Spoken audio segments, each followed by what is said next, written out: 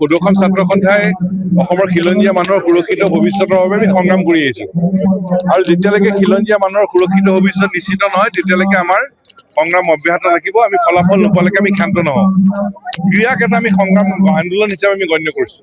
গাঁৱে ভূঞে চহৰে নগৰে থকা প্ৰতিভাৱান খেলুৱৈসকলক উলিয়াই আনি আমি প্ৰতিযোগিতাৰ যুগত যাতে আগবাঢ়ি যাব পাৰে তাৰ এটা পৰিৱেশ দিয়াৰ প্ৰয়াস। ফুটবল আৰু ভলীবল আমি আৰম্ভ কৰিছোঁ, আন আন ক্ষেত্ৰখনতে আমি আগবাঢ়ি যাম।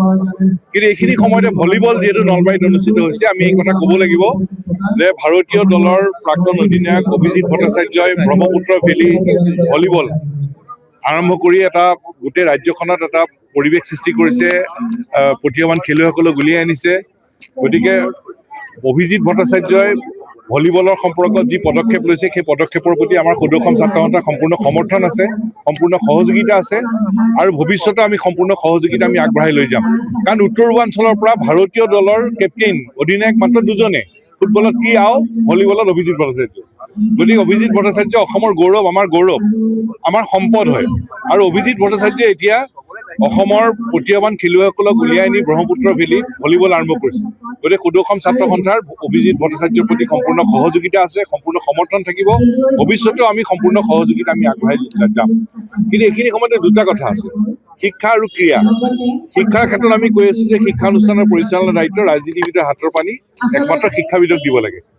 ৰাজনীতিবিদৰ দায়িত্ব আছে, সন্মানীয় বিধায়ক, সন্মানীয় মন্ত্ৰী, সন্মানীয় সাংসদ সদস্যসকলে শিক্ষানুষ্ঠান আন্তঃগাঁথনি উন্নয়ন আন আন ক্ষেত্ৰত তেখেতসকলে পদক্ষেপ ল'বলগীয়া আছে লওক। কিন্তু শৈক্ষিক ক্ষেত্ৰত শিক্ষানুষ্ঠানৰ পৰিচালনাৰ দায়িত্বটো একমাত্ৰ শিক্ষাবিদক অৰ্পণ কৰাটো উচিত। একেধৰণে ক্ৰীড়াৰ ক্ষেত্ৰত ৰাজনীতিবিদৰ হাতত থকাতকৈ ক্ৰীড়াৰ পৰিচালনাৰ দায়িত্বটো একমাত্ৰ ক্ৰীড়াবিদ আৰু ক্ৰীড়া সংসদৰ হাতত অৰ্পণ কৰাটো অত্যন্ত প্ৰয়োজন। ৰাজনীতিবিদে আন আন কামখিনি কৰক, কিন্তু ক্ৰীড়া পৰিচালনাৰ দায়িত্বটো একমাত্ৰ ক্ৰীড়াবিদ আৰু ক্ৰীড়া সংগঠনৰ হাতত অৰ্পণ কৰাটো অত্যন্ত প্ৰয়োজন। অখিলগগৈ আন এটা কথা কৈছে যে কালি ছাত্ৰ সন্থা আৰু সাহিত্য সভাত কি বস্তুটাও বুজি নাপায় আৰু আপোনালোককো আপোনাক আৰু সভাপতি টাৰ্গেট কৰি কৈছে যে আপোনালোকো আশীৰ্বাদৰ পিছত বিজেপিতে যাব। অখিল গগৈ ডাঙৰীয়াই কিবা কৈছে নেকি? মই একদম দেখা নাই। আৰু যদি তেনেকে কৈছে তেতিয়া অখিল গগৈ ডাঙৰীয়া এইটো প্ৰলাপ আৰু বামপন্থী ভেজাল জাতীয়তাবাদী নেতা অখিল গগৈ ডাঙৰীয়াৰ এইটো এটা প্ৰলাপ।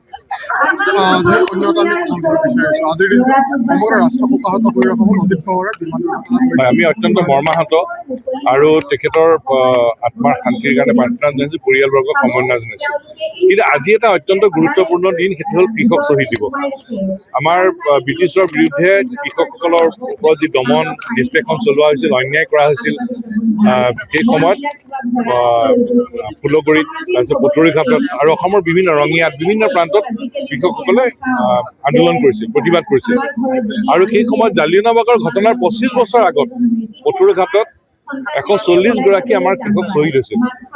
কিন্তু আমাৰ মনত দুখ আছে, বেদনা আছে, ক্ষোভ আছে যে আমাৰ কৃষক শ্বহীদসকলক আজিলৈকে ৰাষ্ট্ৰীয় মৰ্যাদা প্ৰদান কৰা নহ'ল। গতিকে আমি ডবল ইঞ্জিন চৰকাৰক আমি দাবী জনাব খুজিছোঁ যে স্বাধীনতা আন্দোলনত অসমৰ 140 গৰাকী কৃষকে প্ৰাণ দি শ্বহীদ হৈছে। গতিকে কৃষক শ্বহীদসকলক ৰাষ্ট্ৰীয় মৰ্যাদা প্ৰদান কৰাৰ ব্যৱস্থা কৰিব লাগে। আৰু আজি কৃষক শ্বহীদ দিৱসত আমি কৃষক শ্বহীদসকলৰ প্ৰতি গভীৰ শ্ৰদ্ধাঞ্জলি জ্ঞাপন কৰিছোঁ। যিকোনো খবৰৰ বাবে যোগাযোগ কৰক আমাৰ এই নম্বৰত 9181 307 221।